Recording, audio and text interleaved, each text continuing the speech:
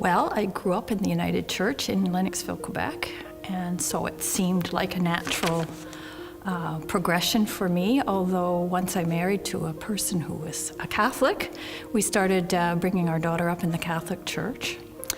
And we moved to Pointe Claire, and we just found we didn't have a church home.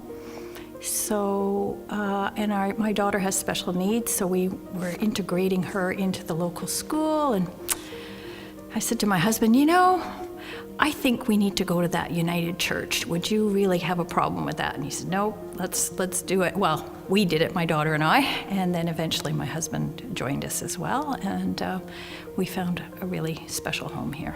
We found the community we were hoping for. Our daughter was welcomed warmly and started to find her place within this church community, so that was my main concern at the beginning, and then I started to feel comfortable and know that this was the kind of church group that I was looking to be involved with. My experience over the years in other organizations is that if you believe in something strongly enough, that you really have to put your money where your mouth is. And I think church is no different. I think that all my experience at Cedar Park, I've been on the board, I've been on ministry and personnel, I've just been on every committee, is you realize what it takes to run this organization, and we have to fund ourselves. So there's no big entity out there that says, okay, here's the money to run Cedar Park United Church. So if we want this church to be as awesome as it is now, then we have to keep giving. I think it's really important to give to such a wonderful organization who gives back in so many ways. Giving is spiritual.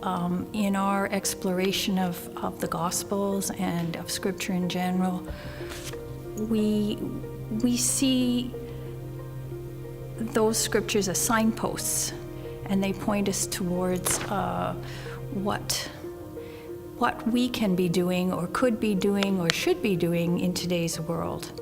And we keep getting nourished by that, and it helps us expand and come up and be creative and find other ways to do things. And I think giving is very spiritual. At the time, my wife and I were church shopping. So we started to go around all the local churches, and we ended up here. We found that the people were warm, they're friendly, and we love the message that the United Church as a whole sends out, meaning that we're open to all backgrounds of people, regardless of their age, their gender, their sexual orientation. There was just so many things that we were open to, and in our opinion, God created all of these things. We want to be open to them, and we found that Cedar Park United was open to this. Hence, we've been here ever since. Well, as far as receiving, I think I receive that every time I interact here. So whether it's a Sunday or one of the many different events that Cedar Park can host, so I'm always receiving in that sense.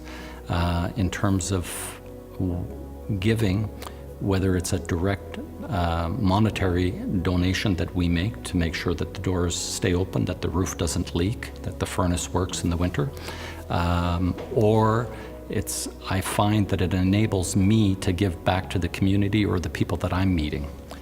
It's really important for a couple of reasons. I realize that it's essential that it costs X dollars per day to put a key in the door here, to keep it open. It's important to me because I like to think that Cedar Park is a church without walls. If you want anything worthwhile, you have to pay for it. If my wife and I go out for dinner, if my wife and I go to the theater, if my wife and I go somewhere or participate in we pay. So it's only natural that if we come here and we're receiving so much, we should contribute to receiving that. What goes around comes around. So if you're supporting something, expect to be supported. So this is just my philosophy.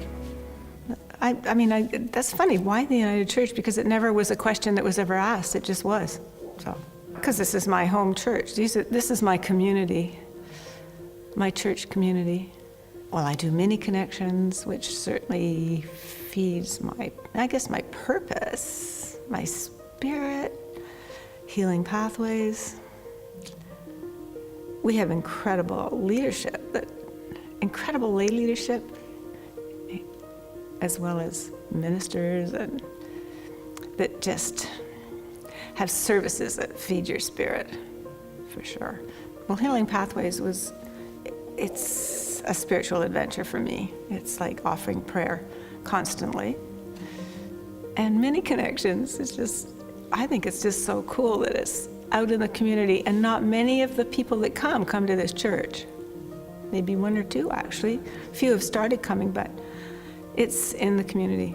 And I think it's really exciting that you can not expect people to come to join your church. You're there for them.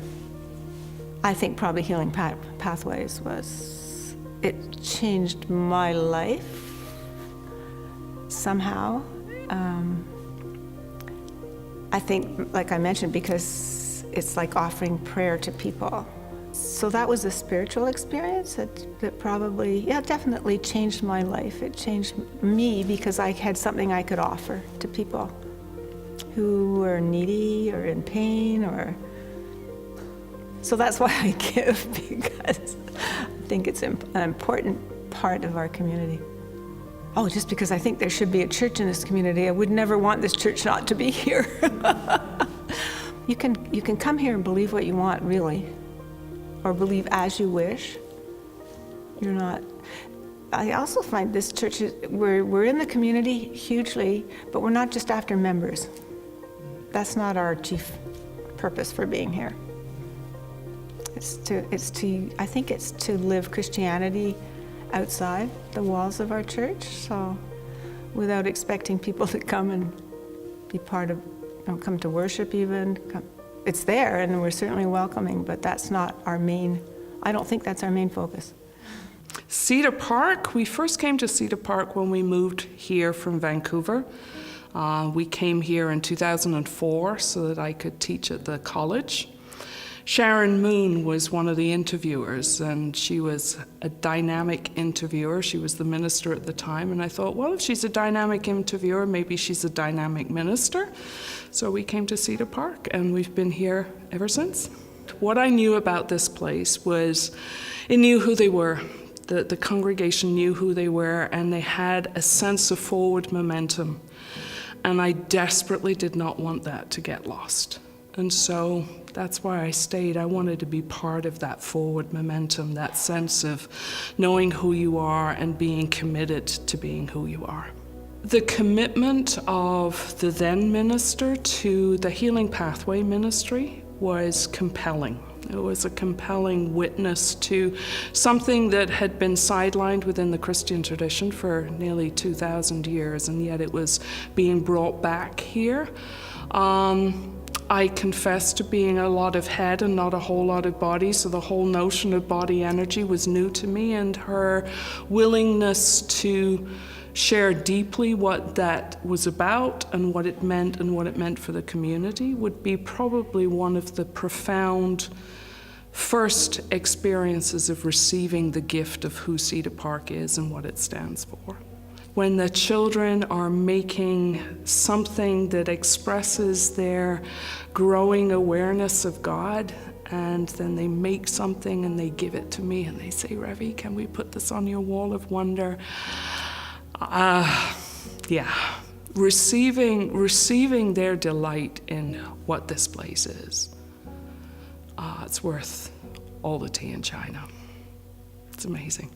But why I give is because it matters. What we're doing here at Cedar Park really matters. I said a couple of weeks ago, the world is a mess.